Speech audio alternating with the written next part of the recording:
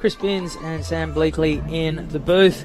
And what a close fought battle we just saw in the last heat, Sam. He did hang on for a while, but then he lost it. As we go to the other replay of Steve McLean from Florida, the 24-year-old here at his first World Longboard Championships, looking really smooth and stylish there. Much more of a minimalist approach to longboarding. Looks like he's on a bigger board, so he's not going to be able to turn it so radically, but if he's able to get himself in the pocket, he's going to be able to get some critical nose ride on the section where he came back up to readjust for another hang five. And as we see R.Sphaier there, the goofy footer from Rio de Janeiro, from Saquarema, lives half the year in Portugal with his shaper Luffy, and lives the other half in Brazil where he works as a fisherman. Our Brazilian there on the replay gets a nice high line, 4 steps to the nose, really good toe work there, gets a full hang 10, very critical surfing, pedals back at full steam to the tail, and then massive foam climb. And how did he hang quicker than R.Sphaier board? So he's really got to match that trim speed with his footwork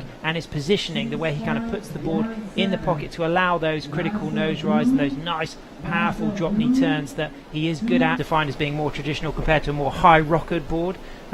It tends to slow things down. That extra weight can hold you longer at the nose, and Jared made that decision. He's a great all-rounder to ride his heavier, flatter board that allowed him the opportunity to perhaps spend time on the nose, and it worked for him on that section. We see replays of R.Sphaier there on a really good wave, and look at the size of this belter there. So Steve McLean from Florida there on a low line, looking to get back out on the open face, really having to hang on to this wave, is very fast, getting bouncy on the shoulder there. So great to hear from Jared, the camaraderie, respecting the fact that commiserations go to his good mate Adam Griffiths, and thanking his mates at home, Dane Pioli, for tuning in. Dane, if you're watching, we miss you. You're a big part of global longboarding. You'll be doing well in these conditions, and big shout out to all of the supporters in Australia as we see a Brazilian surfer getting a great hang 10. Look at the stance, the power, the attack. See how wide he puts his back foot right over the fins to get that charge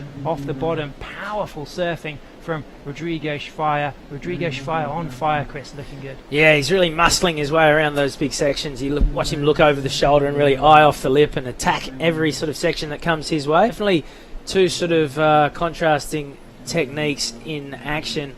Great nose ride to get things going for Rodrigo, and then really just bulldogging his way through a couple of these sections. R.Sphaier, he finished second on the World Longboard Tour in 2013, losing to Piccolo Clemente from Peru. As we can see, Steve McLean there with a beautiful bit of footwork, getting his second hang 5. Nice nose work there. Look at the speed of this section here. You can see that chandelier coming rifling down on top of him. A hard wave to navigate, getting a bit bouncy out in this open section. Can he get one more nose ride? This will be the third 5 of the ride, so a good score is going to come through for Steve here. R.Sphaier in the lead with that 6.17 and a 7.17, and Steve McLean's got a 3.3 and a 3.8, so he's looking for a 9.54 to move into first position. But this is certainly going to probably replace his 3.3.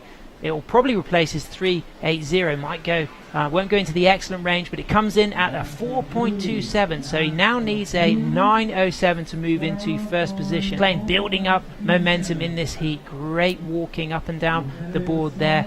Looking good to set himself up for this third nose ride section. Little readjustment of his line there. Picks a high line coming up here just to stall a little bit. Slows down. Sees the opportunity to lock the fins in. Walks to the nose. Pedals back to the tail. Great surfing already into the elimination round. You lose now, you're out of the event. If you want to win a world title, you've got to get through this cutthroat round 2. As we see that wind blowing hard, but look at R.Sphaier nose riding through that section. There's incredible surfing from the Brazilian, and then he has to press the eject button through that section, but he was so deep and he committed to such a long early nose ride. Great surfing from Sphaier there, looking really strong. Stephen Sawyer earlier saying that he'd broken a number of boards that way this week. As we see the replay right now of Rodrigo, and it just decided if we can wrap this up event by about Friday.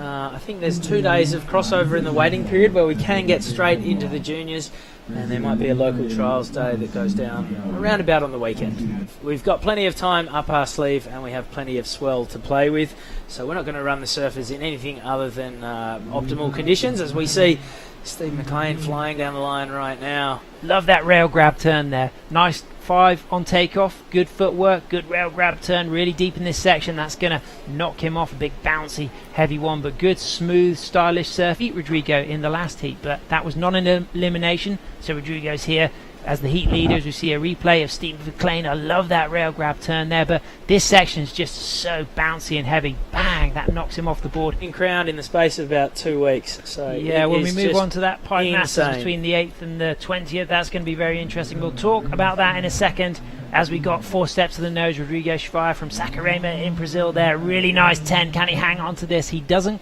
quite hang on, but yes, what a massive showdown is going to be happening at Pipeliners. Gabriel Medina, Julian Wilson and Philip Toledo. Isn't it? It really just tells you exactly how much the world has embraced surfing over the last couple of decades. It truly is a global sport. Why wouldn't it be? There's oceans all over the place, and where there's oceans there's waves, so why wouldn't you get stuck in?